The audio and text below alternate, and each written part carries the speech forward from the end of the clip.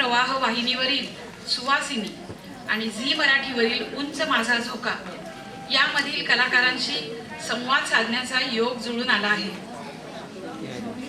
तसेच सध्या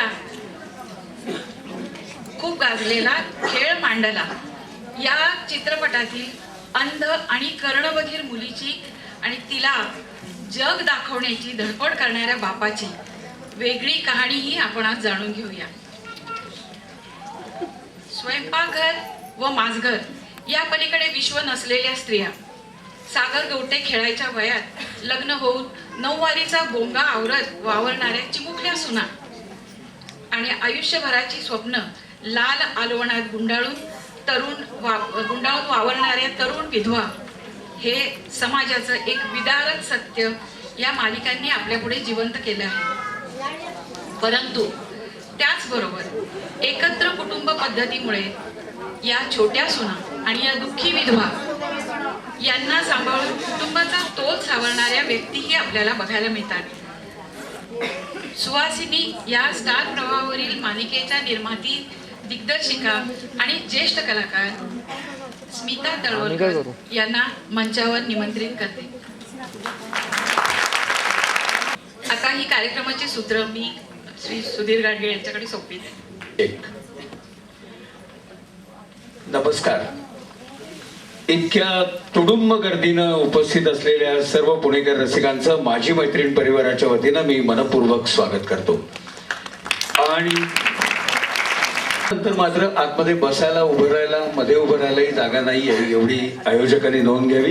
मॅडम उत्साही आणि उत्तम आयोजक त्यांनी माझ्याकडे ह्या आजच्या कार्यक्रमाची सूत्र सोपवली। स्त्री विषयक प्रश्नांच्याकडे जाणीवपूर्वक बघणाऱ्या महिला पत्रकार, तरुण पत्रकारितेपासून ते विद्यार्थी बाळांसारख्या या विषयाचं काम करणाऱ्यांपर्यंत असे अनेक जण असतील, म्हणजे त्या विषयाशी त्या अनुषंगाने बात करणं सोपं जाईल। परंतु त्यांनी असे विषय प्रत्यक्षात आपल्या कलाकृतीतनं मांडणारे कलावंत या ठिकाणी पहिल्या आणि पुढच्या टप्प्यावर आमंत्रित केलेले आहेत। त्यामुळे थोडी मूळ विषय आणि त्यात त्यांनी मांडलेला भाग याच्या पुरतीच दखल घेत जायला लागणारे या विषयाच्या अनुषंगाने सविस्तर भाष्य असं काही आपण या कलावंतांकडून अपेक्षित नाही, काही अपवाद स्मितासारखे सोडल्यास। त्यामुळे माझी ही कसरत प्रश्न उत्तर करत असताना होणार आहे। मी माझ्या दृष्टीने हा खुलासा सुरुवातीलाच करतो, तो अशासाठी की आयोजक कार्ड काढून मोकळे होतात आणि नंतर कार्यक्रमाचा अंतिम परिणामाच्या वेळेला सूत्रसंचालक हा वेठीस धरला जातो, म्हणून सुरुवातीला खुलासा केला एकच। आणि त्यातही आपण प्रचंड संख्येने उपस्थित आहात, ते कशामुळे याची स्मिता आणि मान्यांना सुद्धा जाणीव आहे। तुम्ही रमी करता आलेला आहात, त्यामुळे मी लिमये मॅडमना आधीच परवानगी घेऊन ठेवलेली की नंतरच्या टप्प्यावरच्या गप्पा या त्या मालिकेच्या अनुषंगाने सविस्तर जास्त होतील आणि त्यातनं जेवढा विषय तू मूळ दिलेला आहेस त्याकडे जेवढं येता येईल तेवढं येण्याचा मी प्रयत्न करेन। कारण मला जे चिठ्ठ्या येत आहेत त्याच्यामध्ये रमाचा अमका तो कोण, त्यांनी कोणाचं काम केलंय, त्याचं नाव काय, अशा धर्तीच्या उत्सुकता वजा प्रश्नांचीच गर्दी जास्त आहे आणि ती समजून घेऊन मी आजचा विषय मांडण्याचा प्रयत्न करणार आहे। डॉक्टर विभा देशपांडेंसारखे समीक्षक सभागृहामध्ये उपस्थित आहेत, त्यांनी कृपया याची नोंद घ्यावी, म्हणजे ते नंतर माझ्यावर टीका करणार नाही। धन्यवाद। तर सुरुवातीलाच मी अनेक चित्रपट, अनेक मालिका देणारी अभिनेत्री, दिग्दर्शिका, निर्माती आणि पहिली मराठी वितरणाच्या क्षेत्रामध्ये गुंडगिरी करणाऱ्यांची गर्दी खूप असतानाही त्यांना सक्षमपणे तोंड देऊन वितरणाच्या व्यवसायातही यशस्वी ठरलेली अशी स्मिता तळवलकर, तिचं मी मनपूर्वक स्वागत करतो। आणि उत्तम पद्धतीच्या कलाकृती, मगाशी त्याची नावं घेतली गेली किंवा खेळ मांडल्यासारखी आज आपण ज्याचा उल्लेख केलेला आहे, अशा वेगळे विषय हाताळणाऱ्या बिजू माने यांचंही मी मनपूर्वक स्वागत करतो। मी इथे उपस्थित असलेल्या बऱ्याच जणांनी सर्वच मालिकांमधले सर्वच भाग पाहिलेले असतातच असं नाही, या दृष्टीनं मी सुरुवातीला स्मिता तळवलकर यांना सांगू इच्छितो की सुवासिनीची नेमकी मध्यवर्ती कल्पना काय। करेक्ट। सुवासिनी ही कथा किंवा ती कल्पना मूळ माझी नाही, या स्टार प्रवाहाच्या चॅनल हेड श्रावणी देवधर यांनी मला मुद्दाम बोलवून घेतलं ऑफिसमध्ये आणि त्यांनी ही कथा मला सांगितली की ही अशा प्रकारची कथा अजूनपर्यंत मराठीमध्ये त्याचं झालेलं नाही आहे अजूनपर्यंत कुठेही चित्रीकरण. आणि ही कथा किंवा मी त्यांना पहिला प्रश्न तोच विचारला की हीच का, तर त्याच्यावर त्यांनी उत्तर दिलं ते मला पूर्णपणाने पटलं की फक्त कपडे बदलले, बाई नाही बदलली, आतली ती तशीच राहिली. आणि रादर त्या काळातल्या त्या बायका तशा जगल्या म्हणून आज आपण इथे आहोत. आणि त्याचं एक ऋण म्हणून किंवा काहीतरी आपल्याला त्या काळातल्या बायकांनी जे जे काही सहन केलं, ज्या ज्या सामाजिक परिस्थितीमधनं त्या चालल्या होत्या आणि ज्या प्रकारे त्यांच्या आयुष्यावर ज्या प्रकारे त्याचा परिणाम झाला, त्या ज्या प्रकारे जगल्या, त्याच्याबद्दल कुठे ना कुठेतरी आत्ताच्या पिढीला जाणवावं, कळावं या दृष्टीने ही मालिका करायची माझी इच्छा आहे.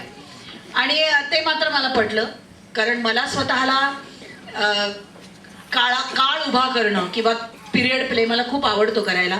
अगदी राऊपासून सुद्धा पेशवाईपासून सगळ्या गोष्टी त्या हाताळताना शेवटी या क्षेत्रामध्ये यश पाहिजेच, पैसा पाहिजेच, पण त्याबरोबर डोक्याला खाद्य पाहिजे तरच करायचं, नाही तर नाही करायचं. आणि त्यामुळे अशा प्रकारचे विषय ज्या वेळेला हाताळायला मिळतात त्यावेळेला खूप मजा येत असते ते करताना, कारण रोज काही ना काहीतरी नवीन शोधत असतो आपण, आपल्याला ते सापडत असतं, काही ना काहीतरी मिळत असतं आणि त्याच्याबद्दलचा मग प्रयोग करायला नवीन नवीन मिळतात आपल्या कलाकृतीमध्ये. आणि म्हणून मी ही मालिका घेण्याचं ठरवलं. त्यावेळेस ही मालिका घेतल्यानंतर त्या मूळ स्त्रीचं आधी लग्न झालेलं असतं, ती विधवा होते आणि नंतर तिची पुन्हा वाटचाल सुरू होते, असा सगळा विषय मांडण्याचा प्रयत्न होता का तसा नव्हता? नाही, तसा काही नव्हता.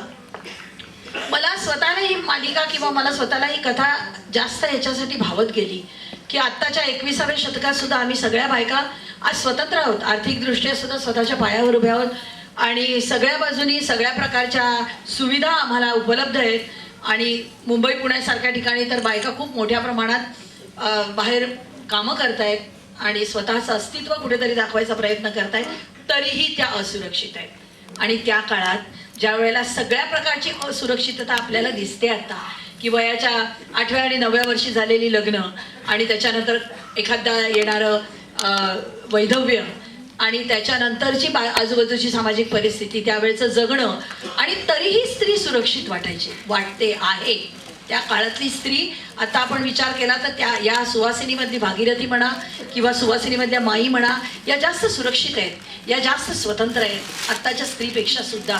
हे मला खूप जाणवलं आणि म्हणून ही मालिका करताना मला खूप मजा आली की फक्त कपडे बदलले, मी म्हटलं तसं जीन्स आल्या, सलवार कमीज आले, अगदी सगळे कपडे बदलले, पण आतली विचार करणारी स्त्री अजूनही तीच आहे, तिच्यात कुठेही बदल झालेला नाही.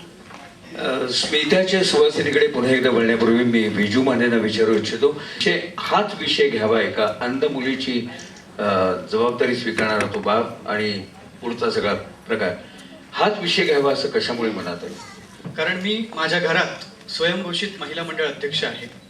ह्याचं कारण असं आहे, माझ्या घरात माझी सावत्राई वयवर्ष 75, माझी आई वयवर्ष 55, माझी बायको वयवर्ष 30 आणि माझी मुलगी वयवर्ष 1.5. अशा 4 बायकांमध्ये मी एकटा पुरुष आहे. त्यामुळे तर तसं मी कनेक्टेड आहेच. आणि दुसरी गोष्ट, ह्या विषयाच्या अनुषंगाने म्हणाल तर याआधी मी एक हिंदी सिनेमा केला होता अनाथ मुलांच्या आयुष्यावर, डॉटर नावाचा. तो रिलीज होऊ शकला नाही. जसा माझा हा सिनेमा म्हणून फार जणांनी पाहिला असण्याची शक्यता मला कमी वाटते, कारण 3ऱ्याच आठवड्यात तो पुण्यात नाही आहे. पण त्या निमित्ताने ज्यावेळेला माझा रिसर्च चालू होता त्यावेळेला मुंबईमध्ये वरळीला बाल आशा ट्रस्ट नावाची एक संघटना आहे, जी रस्त्यावर टाकलेली मुलं आणि अनाथ मुलं यांच्या पालन पोषणाची जबाबदारी घेते. अशा त्या माधवीताई हेगडे करंदीकर त्या मला ती संस्था फिरवून दाखवत होत्या, प्रत्येक मुलाबद्दलची कथा कहाणी सांगत होत्या. आणि त्यांनी एक भयान वास्तव सांगितलं, तिथे 2000 स्क्वेअर फूटचा एक इन्क्युबेटर वॉर्ड आहे. त्या वॉर्डमध्ये रोज मुलं येतात, ती वेगवेगळ्या ठिकाणी कचरा कुंडी किंवा घाणेरड्या ठिकाणी पडलेली मुलं असतात, झुरळाने बोटं खाल्लेली, उंदराने खाल्लेली, कुत्र्याने. आणि हे कितीही वाईट वाटत असलं तरी हे सत्य आहे बरं का.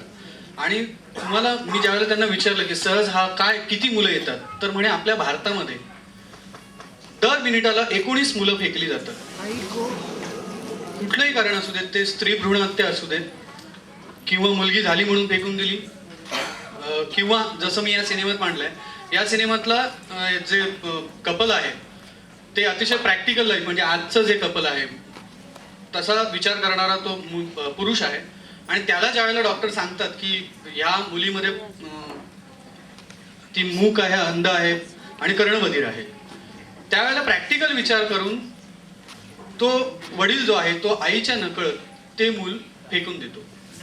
ती मुलगी, एकतर ती मुलगी त्यात कर्णबधीर, अंध, मूक, आणि म्हणून त्या अनुषंगाने मग दुसरं कोण कसं त्याचं पालन पोषण त्या मुलीचं करतं, आणि त्या मुलीच्या एका आयुष्याच्या वळणावर पुन्हा ते वडील भेटतात आणि ती आई भेटते, आणि मग काय होतं ती कथा याच्यात मला म्हणजे त्या अनुषंगाने सुचत गेली की असं एखाद्या फेकलेल्या मुलाला जर कुणी आपलं म्हणून सांभाळलं तर काय होत असेल. माझ्या पुढे मांडावा असा विषय मनामध्ये जास्त होता का एका अंध मुलीकडे सहानुभूतीनं पाहून तिची वाढ करत नेणारे, तिचं संगोपन करणारे, तिचे मुळात नसलेले वडील यांच्याकडे लोकांचं लक्ष वेधावं, नेमकं काय हा जास्त महत्वाचा होता. जरी त्या अनुषंगाने येणारी म्हणजे कथेच्या अनुषंगाने येणारं आई आणि वडील ही पात्र आणि त्याच्यातली जी घालमेल आहे ती जरी महत्वाची असली तरी जास्त महत्वाची मात्र त्याची त्या मुलीला जगणं शिकवण्यासाठीची धडपड होती, ती त्या सिनेमाचा मूळ गाभा होती असं माझं म्हणणं आहे.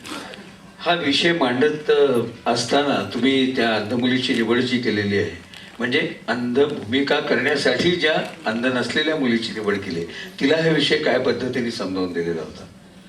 हा, मुळात वेगवेगळ्या ठिकाणी स्क्रीन टेस्ट केले होते आम्ही 5 वेगवेगळ्या शहरांमध्ये, आणि ही मुलगी पुण्याचीच आहे, अनन्या देवरे, पुण्यातली मुलगी आहे ती, आणि अतिशय हो हो स्मिता आवर्जून सांगते सर्व टॅलेंटेड मुली पुण्याच्या आहेत. स्मिता तळवळकर सकट अस्मिता चित्र अकॅडमीची आहे. तर पुण्याची, तर पुण्याची ते ठाणेकर आहेत पण मनपूर्वक पुण्यावर प्रेम करतात. हो, माझं खरंच पुण्यावर खूप प्रेम आहे. त्यामुळे मी खरं तर या ज्या आयोजक आहेत त्यांना याच्या आधी कधी भेटलेलो नाही. मी फक्त फोनवर बोललो त्यांच्याशी, पण पुण्यात कार्यक्रम म्हटलं विषयांतर करत नाही. पण जातात एक गोष्ट विचारू इच्छितो की असा वेगळा विषय, वेगळी मंडळी, त्यांच्याशी गप्पा, आणि त्याला इतक्या प्रचंड संख्येनं स्वतःहून येऊन भरभरून मनपूर्वक बिटवीन द लाईन दाद देणारे असे रसिक प्रेक्षक ठाण्यात भेटतात नाही. हो नाही, शक्यच नाही. कारण मी ठाण्यात आहे, मी ठाण्यातल्या सांस्कृतिक चळवळीमध्ये असतो, पण हे नाही शक्य. आणि मी पाहतोय की आयोजकांची धडपड की खाली आरडाओरडा चाललाय आणि अनेक लोकांना अजून आत यायचंय अशा विषयावर चर्चा ऐकायला, हे फारच मोठेपण आहे पुणेकरांचं. आणि फक्त आम्हाला तिकीट नसलं तर आवडतं. मी असं पुणे की नाही, मी तसाच गेलेलो आहे. हो, काढतात काही जण नक्की, मला खात्री आहे आमच्याच मंत्रलेल्या चैत्रवनाथ सारख्या उत्तम कलाकृती करता 25 सलग प्रयोग हाऊसफुल हे तिकीट काढून एकही पास न देता झालेले आहेत. याबद्दल शंका दिली आता गंमत केली, एवढं मनावर घेऊ नका हो. तर त्या मुलीला ज्यावेळेला कथा समजवायची होती, तर मी ज्यावेळेला एक दिग्दर्शक म्हणून काम करत असतो त्यावेळेला त्या वयाचं होऊन समजावं लागतं. आता त्या मुलीला जर मी त्या वडिलांची मानसिकता आणि त्या गोष्टी सांगत बसलो असतो तर तिला ते कळलं नसतं. मी तिला फक्त एवढंच समजवलं की बाळा तू एक लक्षात घे, आता मी जे काय बोलतोय तर ते जर तुला ऐकू आलं नाही, ते जर तुला दिसलं नाही, आणि तुला आईला हाक मारता आली नाही, तर तुला कसं वाटेल? आणि ती अशी हुशार आहे, चुणचुणीत मुलगी आहे, आणि ती विचारत पडली की, आणि बोलेच ना ती पुढे काही. मी म्हटलं आता कळलंय तुला? नाही कळलं. मग तिच्या डोळ्याला पट्टी बांधली आणि तिला सांगितलं पुढची 5 मिनिटं बोलायचं नाही तू. आणि मी तिच्या आई वडिलांशी चर्चा करत राहिलो, आणि अशी चर्चा करत राहिलो की तिला असं बोलावं असं वाटायचं की मी बोलते याच्यातलं मला माहिती आहे. पण मग नंतर झाल्यानंतर एक 5-10 मिनिटांनी तिला सांगितलं की असं काहीतरी सहन केलेली ती मुलगी आहे. मग तांत्रिक दृष्ट्या तिला कसं आहे, तर मग तिला काही मुलं दाखवली तशी जे अंध आहेत, बधिर आहेत, त्या आश्रमात नेऊन तिला दाखवलं की आज तुझ्या आई वडिलांना तिचे वडील पोलिसात आहेत, खूप मिळतंय, पण हे बघ हे पण सत्य आहे बरं का, हे असं आहे. आणि मुळात कसं आज आपण जरी म्हटलं तरी ती 9 वर्षाची मुलगी असून सुद्धा तशी खूप मॅच्युअर होती. त्यामुळे तिला ते पटकन जाणवलं की हो माझे आई वडील मला हे करतात. आणि मग ती बाबांना म्हणाली की बाबा आता मी खरं तुम्हाला खूप मिस करेन त्या शूटिंगच्या दरम्यान. आणि मग तिला ते कळलं. मग तांत्रिकदृष्ट्या आम्ही जसं त्या लुकसाठी वगैरे त्या गोष्टी तिने पटकन आत्मसात केल्या. पण तिला ते कळलं की मला फक्त तिला एवढंच जाणून द्यायचं होतं की तो जो संवेदना आहेत त्या अगदी पोहोचल्या नाही तरी तिला त्यांची दुःख थोडीशी कळली तरी तिला कळेल की मला काय करायचंय. याच्यामध्ये पुढच्या टप्प्यावर एक 12 वर्ष गेल्यानंतर ज्या वेळेला पुन्हा तिचे मुळातले आईवडील तिला भेटतात त्यावेळेला त्यांचा जो सगळा दृष्टिकोन आहे तो तुम्ही कसा मांडला होता, जो आपल्या मूळ विषयाशी निगडीत आहे की असं मुलाला एक बेजबाबदारपणे टाकून देणं आणि किमान वय झाल्यानंतर मात्र त्याच्यावर हक्क गाजवायला जाणं, याच्याकडे पाहणाऱ्या प्रेक्षकांचा दृष्टिकोन बदलण्याच्या दृष्टीनं तुम्ही स्क्रिप्टमध्ये काय नेमकं केलं होतं? स्क्रिप्टमध्ये मुळात त्या गोष्टीत असं होतं की हा जो मुलीला टाकण्याचा निर्णय असतो हा त्या वडिलांचा सर्वस्वी एकट्याचा निर्णय असतो. आणि कर्मधर्म संयोगाने आपण सेकंडरी कन्सिव्ह करायला त्या स्त्रीला म्हणजे त्या मुलीला प्रॉब्लेम असतो. आणि ती असं समजून असते की हो आता आपल्या आयुष्यात मुलाचं किंवा मुलीचं सुख येणार नाही.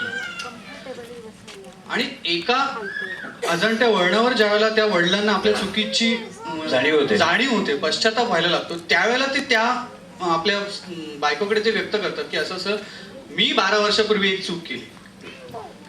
आता त्या सिनेमात सुद्धा मी दाखवलंय की तिचं असं म्हणणं आहे की जी चूक मी केलीच नाही तिची शिक्षा मी का भोगायची, त्यामुळे मला आई पण स्वीकारण्याचा पूर्ण अधिकार आहे. आई होण्यापासून दूर करण्याचा गुन्हा मीच केलेला नाही. बरं याच वेळेला त्या वडिलाची घालमेल जी आहे ती पण बरोबर आहे की गेले 12 वर्ष मीच आई आहे, मीच वडील आहे. आता ही जी त्यांची दोघां काय कधी कधी परिस्थितीच असं असतं की कोणी चूक नसतं, तशी ती स्त्री चुकीची नव्हती. तिला आईपणापासून लांब ठेवण्याचा त्याला अधिकार नव्हताच जरी त्याने पालनपोषण केलं असलं तरी. अशा त्या एक संघर्षाच्या क्षणी आई जिंकते एवढं मी सांगेन. आई जिंकते. आई जिंकते. आता ही मुलगी जी आहे ती अंधपणे कर्णबधीरपणे आणि म्हणजे तिला बोलता येत नाही, पाहता येत नाही. अशा वेळेला तिच्या वाढवलेल्या बापाकडे बघण्याचा दृष्टिकोन आणि तिला ऐन क्षणी बेजबाबदारपणे आधी टाकलेल्या पण नंतर आमची काही चूक नाही असं म्हणत तिला स्वीकारायला आलेल्या आई वडिलांकडे बघण्याचा दृष्टिकोन, याच्यात तिची नेमका रोल काय आहे हे कशा पद्धतीने दाखवत गेलात? कधी दाखवण्याचा प्रयत्न नाही केला? नाही, तो दाखवण्याचा प्रयत्न केला कारण अशा मुलांना एकच जाणीव असते ती म्हणजे स्पर्श.